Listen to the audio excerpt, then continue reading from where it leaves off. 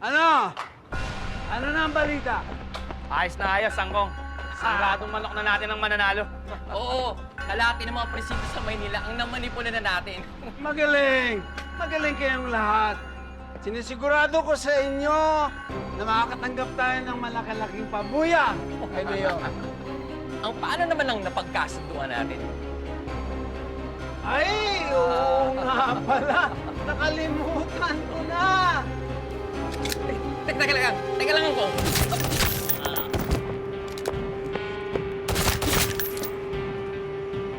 Linisin nyo na yan.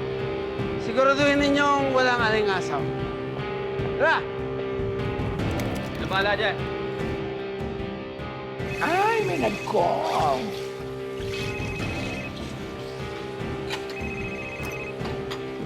Oh, hi. Evelyn, ano balita dyan? Roda, may gulo sa presinto. May mga sumugod daw ng mga armadong lalaki. Ha?